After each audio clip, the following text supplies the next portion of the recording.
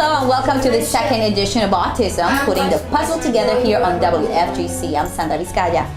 We have learned that autism affects a child's ability to communicate and socialize, and studies show that early intervention is key to rehabilitate these children so they can reach their full potential. We also know that out of many therapies, diets, and protocols, the most effective therapies are speech therapy, occupational therapy, and ABA or behavior therapy. Today, we are at Mountaineer School of Autism in West Palm Beach, and we are talking to Lizette Lopez, a developmental speech pathologist, to help us understand the importance of the therapy during early intervention and the difference this may mean for the lifetime of individuals with autism. Thank you, Lizette.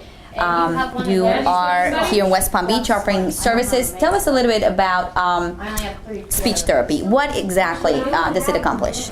Well, speech therapy, as I like to call it, is communication therapy. So it's anything that can happen to prevent you from communicating with each other. So it can be anything from the way that you say things, to the language that, the breakdown of language, to just pragmatic speech, which is appropriateness of speech and how body language and eye contact and things like that. So what is the difference between language and speech? Is that what you're trying to say? Well, speech is the speech sound. So for example, you can't pronounce your R's correctly or a particular sound, whereas the language aspect of it is how you put the words together in sentences. And then communication is another part that has to do with nonverbals and also with sort of that connection that you feel, that joint attention and engagement, which is what brings us to autism. So tell us a little bit how there's different approaches. We know that children in the spectrum could be taught to identify colors and numbers and letters, but tell me a little bit about this idea of speech therapy in terms of development in children. Yes, and thank you for using that.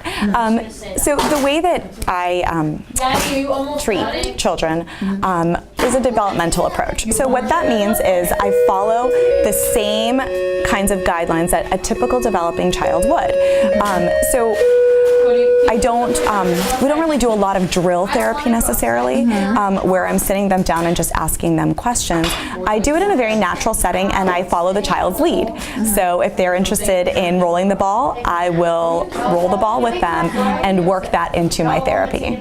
Okay, so we're talking about when a child is diagnosed in the spectrum, these evaluations will determine where he is developmentally, and based on where he is developmentally, you go in and try to teach language and speech to the child, sort of like from the inside out. Exactly. So I work on the motivation to communicate with another individual. And then I help give them the words, be it through physical speech, verbal speech, or through augmentative speech. So we use different types of communication devices as well that could help. So we know that about 40% of children that are diagnosed with autism will not be verbal or are not verbal. Tell us why speech therapy is so important during early intervention. What happens in the brain when you can help the brain in that communication part or area, to kick in those language skills? Well, during the early stages of life, as we know, children's brains are like sponges, so they're very malleable, and that's when we can really go in and affect the change. So that neuroplasticity helps them to redirect their pathways so that we create new pathways, and they're able to speak and plan motorically how to speak. So just to expand a little on neuroplasticity is the ability of the brain to change itself. I know that that's kind of a new idea. I know that decades ago, it did not, they did. Correct. Well, scientists didn't know about that the brain depends on experiences, and if you allow this little young brain to have the right experiences, those connections that may be missing can sort of grow. Yes, and we've actually found that play therapy actually lights up the brain. So it creates a ready brain to learn because the neurons are just firing. So they're creating new pathways naturally, which is what happens in neurotypical children as well. So healing is taking place as the kids are playing and trying to engage. To connect. Even for the 40% that may not be verbal, they can still improve in their communication, because now we know communication is not just verbal. verbal. A kid that might not be verbal may be able to grab your hand and point and have this other way of communicating, or the iPad, like you were saying. Right. There's a lot of different ways that we can communicate with each other. Wow, it's so interesting. So we know that when parents are navigating the storm of autism, have a hard time, and a lot of time they can depend on you know, the guidelines for the school district. I know that a lot of schools offer occupational therapy, speech therapy for the children. How intense does speech therapy have to be for any child early in age, no matter where they are in the spectrum? As far as how intense are these hours in school maybe enough to rehabilitate the child as far as speech therapy? To truly rehabilitate a child, we recommend intensive intervention. And intensive means anything that has to do with 20 to about 40 hours a week. So that seems pretty full-time. Wow, that is a full-time job. Yes, and what happens in the school is they are getting great therapy, and it is relevant to the curriculum, but sometimes they may not be able to get one-on-one individualized therapy.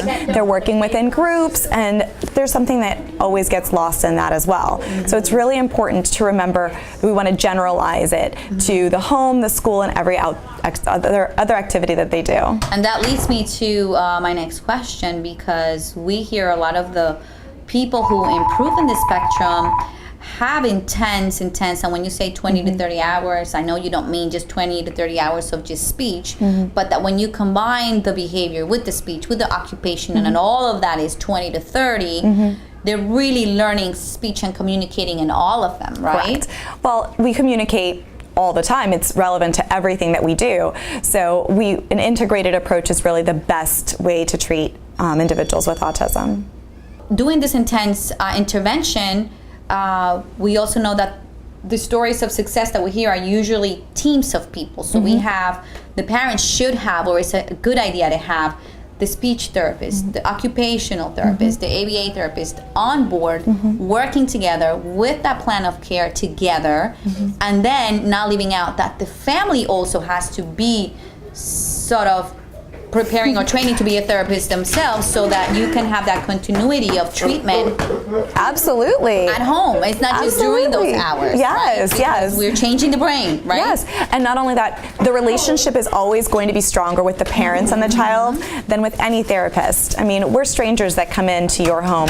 That relationship, you guys are always going to be number one, and that's where you're going to see a lot of growth as well. So we have a part of this speech, this kind of approach of speech has a lot to do with the emotions, like you were saying.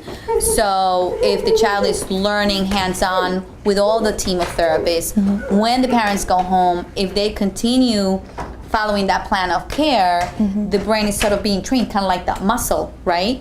To stay in that path of connectivity. Yes, and what we do is we take that moment and we turn it into a few minutes, and those minutes turn into hours, and that's how we take a connection and lengthen it and stretch it out, so that it becomes more, the ratio shifts from they're connected with you longer than they are not.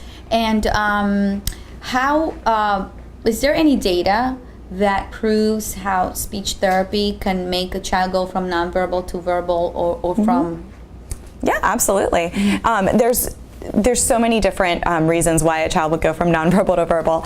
There's a lot of comorbidities that exist in autism. So they may not just have autism. They could have, for example, childhood apraxia of speech is very common in autism. And what is that? It's a motor planning, difficulty with motor planning. So they're not able to formulate the words. So that's something that we treat in conjunction with autism, just in a slightly different way. But there's, in general, there are so many different ways. If they cannot form the words, we can find another way for them to communicate, be it through picture exchange systems or through an augmentative communication device like an iPad or sign language. There's lots of different ways. So knowing that most children in the spectrum have communication barriers, some of those children, we know 40% of them nonverbal, but also some of them combined may also have apraxia, or what is it if they repeat something that has echolalia. So all of these things can be corrected in therapy? They could, and there's some that are just characteristic of autism. So echolalia, for example, is it's developmentally normal up to a certain age. So we repeat things in order to learn them, and we end up using that to shape the speech and language of an individual with autism. So it's something that we use as a jump-off point.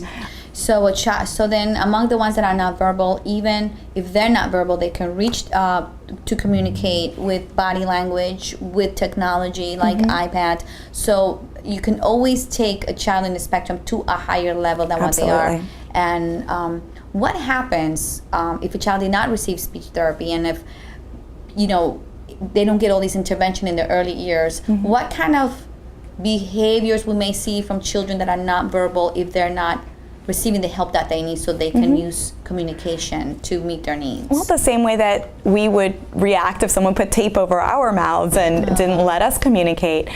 We'd probably see a lot more physical behaviors, a lot more aggression, a lot more frustration, and tantruming and things like that, because there's no way to get their point across other than doing that. Yeah, so important, that early intervention. Early intervention is definitely key to success. So we have heard from studies that the effectiveness of ABA or behavior therapy, but it's very interesting to know the data that shows now that this type of speech therapy that is sort of developmental or emotional angle of it can help just as much as ABA or even more. Tell me about that. Absolutely. What they found is that traditional ABA therapy to treat autism doesn't generalize very well. So they're able to have these skills, and it's great at teaching the skills, but they're only good in the room where they learned it. So when you take them out and put them in a natural environment, they have more difficulty saying the words or using all of that because it's not natural anymore. So what I do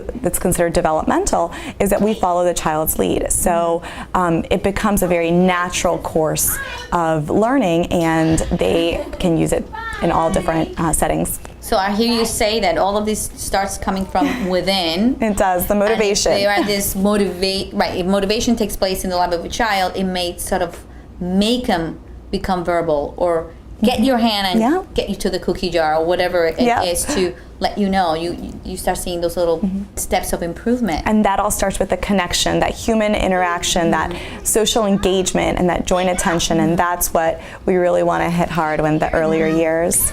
Well, Lisette, it looks like communicating, whether it is verbal or through body language or iPads, any type of child with wherever they are in the spectrum can improve with speech therapy. So that's why it's so important to have speech therapy as part of your early intervention. Thank you so much for being with us, and stay tuned here on WFGC, because coming up, how can behavior therapy radically transform a child with autism? I'm Sandra Vizcaya, and don't forget that you can see all these interviews in Sandra Vizcaya at YouTube.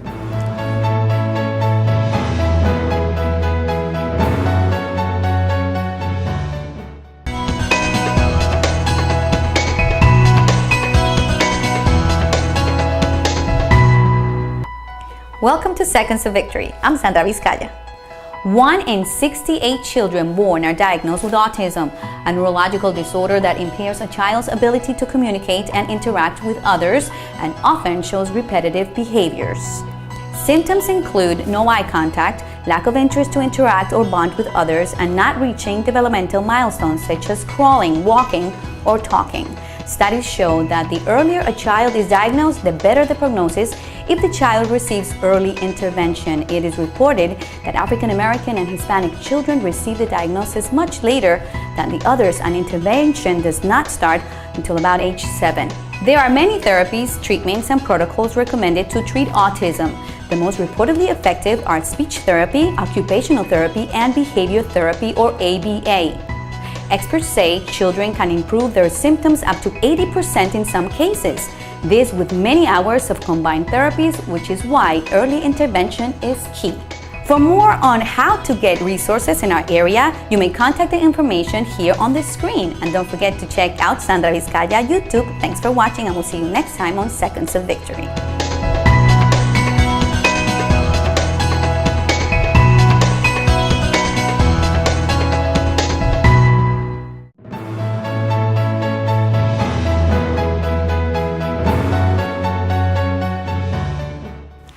are back on our second part of this special series, Autism, Putting the Puzzle Together, right here on WFGC. I'm Sandra Vizcaya, bringing you all you need to know to help your children from experts in autism here in our area. We could not finish this special without talking about one of the most important pieces of our puzzle, which is how to help children with autism and their behaviors. And we are now talking to a BCBA Board Certified Behavior Analyst from Brain and Behavior Connections, Mrs. Magda Chiona Pearl. Mrs. Pearl, thanks for being with us. You're welcome. So tell us, what is ABA therapy? ABA basically addresses all kinds of behavior, learning, challenges, self-help, functional behaviors, daily living skills, academics, basically anything that encompasses us and how we learn and how we behave on a daily basis, how we function in the environment. Okay, so we know how the lack of communication and sensory issues can affect behavior on children in the spectrum. What other factors affect behavior? Well, it depends on the child's functioning. However, if we're talking about a young child, they become preoccupied with things around their environment, perhaps. This will take away the learning from the environment. So perhaps a young child, again, may be so focused on certain items that they're, fascinated with, be it cars or toy or wheels, or even with their own body, a rhythmic movement and action. This will take away time from their environment where they can be learning. So first step of learning is imitation.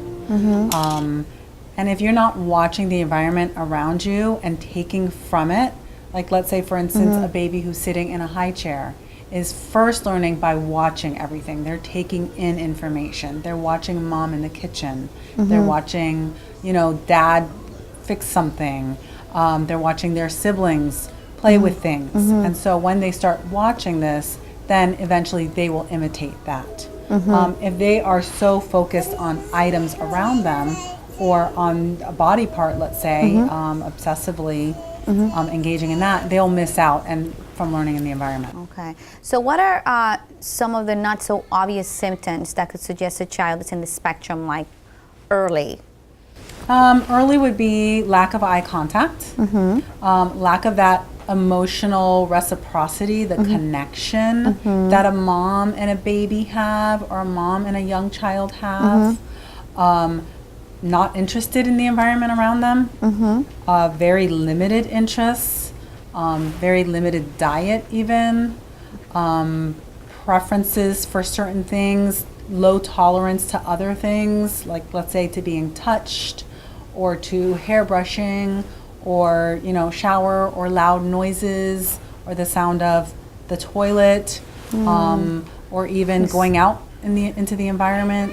Crowds might be something that you might kind of see like, well, they really prefer. So you'll start to see very limited preferences or So very specific preferences. So to be on the lookout, important to see that the baby as an infant is trying to imitate, start doing the things that you do even before they're verbal.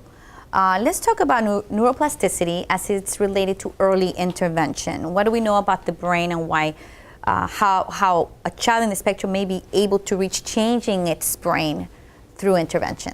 Yeah, absolutely.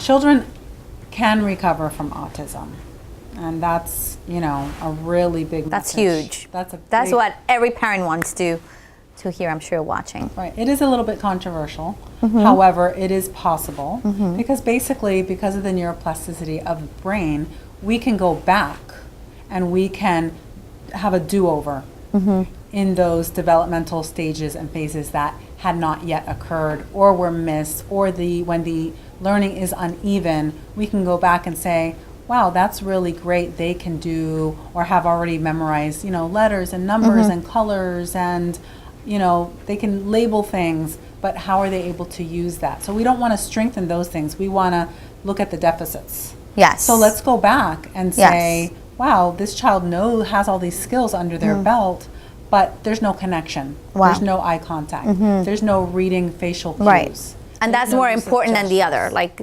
basic to learn all those skills, but if we know the skills, we can never really have this intimacy with parents, and therefore that be transferred with teachers and peers when they go to school, then it's almost like no point. That leads me to the next question, which is RDI. It's another type of behavioral therapy. I know it's controversial. A lot of people say, people who do ABA don't believe in RDI, and RDI people don't believe in ABA. Interestingly enough, can these two work together? Do they work different parts of the brain, let's say? Can they both be applied?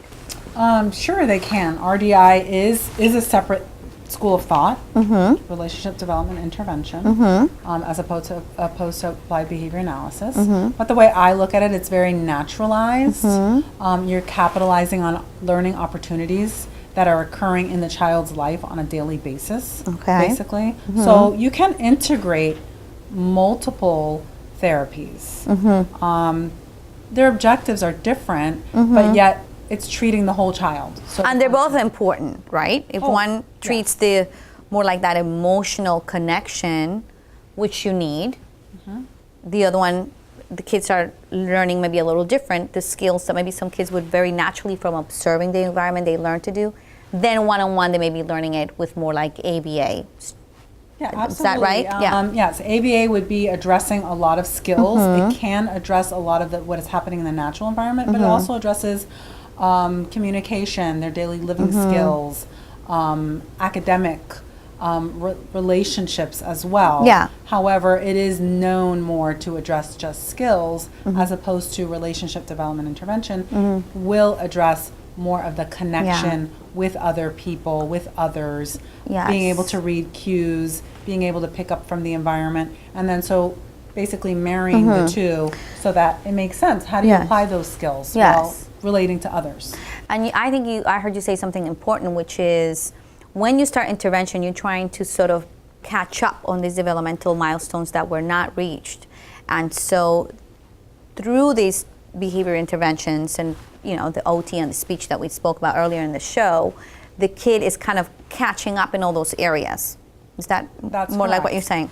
Okay. When families are in a crisis finding the news about their child, families may put all of their hope in their therapist and these interventions, but why is it important for the families to fully engage with the therapist and carrying out all of the things that these children are learning during their one-on-one therapy or group therapies? For these parents to carry on and be consistent in relation to what we were saying, neuroplasticity, fixing that brain. Yeah, absolutely. I mean, parent involvement is definitely, for me, it's number one. You must have the parent involvement. And that shouldn't be looked at as a negative. It's actually really positive because parents want to relate to that child, whether it's their first child or a sibling later on. They say, well, that child likes to be on their own. They really enjoy time with themselves. They really like to look at their books or play on their iPad, when really that time is being taken away to where that parent can be engaging with that child at that time. So parent training is number one, so that they can carry over. And then among the other therapies, they also should have, homework, like, well, what can we do and what could be fun? You could be bopping up a balloon and working on, the eye gaze and following that balloon up and down, but yet it's so fun. Because you're connecting, playing we're connecting with that child. You're doing it together. So you can do multiple objectives, although, it can be tricky, but, if you have a good team, and you're understanding, and you're not afraid to ask questions. You're not afraid to roll up your sleeves, even though it's probably a challenge that you weren't expecting to have. Especially with your own child. So, how many hours of behavioral therapy is recommended to see significant change? And can a low functioning child in the spectrum need more hours than one who maybe you say, well, he's in the spectrum, but he's pretty high functioning, maybe we don't need to spend that much time there? Well, I would say it's like anything. The more hours you can do, the better. Generally speaking, 30 to 40 hours a week of one-on-one ABA is recommended. It's just like going to the gym. The more time you put in, the more results you're going to see, especially it being quality therapy, to where you're really hitting all of the deficits in the child, not really strengthening what and that leads me to the next question, which is there are just so many therapies and protocols and diets, and parents are trying all these different things. So how do you know when the therapist is being effective? Like, when does a parent give up on, oh, maybe this was not the right therapist or therapy for the child, maybe it's time to try something else? Again, I am going to say parent involvement is really key. You don't want to jump ship, every couple months and try another therapist and another therapist or another type of therapy. You really kind of have to watch closely, be involved, see if you're making progress. Your participation, again, is key. If you're starting to see things that are surprising to you, really great things like, wow, my child came up to me and handed me something because they wanted to play, they wanted to engage with me, and that wasn't something that, let's say, you had done, you can see that's generalizing over from the other therapies. And that's when you can start to feel the connection and say, wow, this is really working. Yeah. Wow. It's so interesting, and it gives us so much hope to, like you said, know that kids can come out of this condition with enough work and faith. What words would you give parents of hope and encouragement? Have you seen children being recovered, treated children recovered, no diagnosis anymore?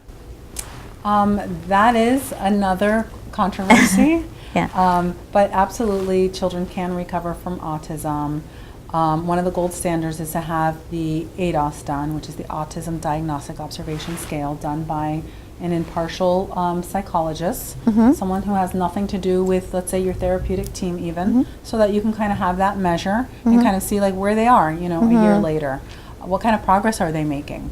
And I think anything that works for your child, I won't just say ABA is the answer, although it is the #1 therapy that you should be doing, because it encompasses the whole child, but along with speech, occupational therapy, sometimes physical therapy, their diet, some people prescribe to gluten-free, casein-free, sensitivities in the environment. There's so many things that as a professional, for me to tell a parent, well, I don't really believe in that, or I don't really think that works. If it works for your kid, don't feel bad. Don't be apologetic and say, well, I'm doing this and it's, they're gluten-free and I don't want them eating. This may work for your child, and if it does, by all means, go ahead and do it. It's your child. You're the #1 advocate for your child. Thank you so much for leaving us with that hope. How can the public get a hold of you, Maggie?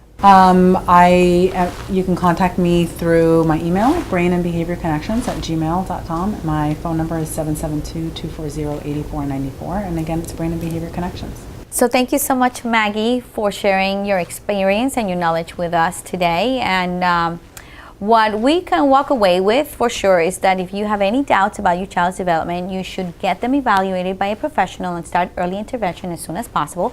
You can find out all of these resources and interviews at YouTube, Sandra Vizcaya. Thanks for watching, and we'll see you next time.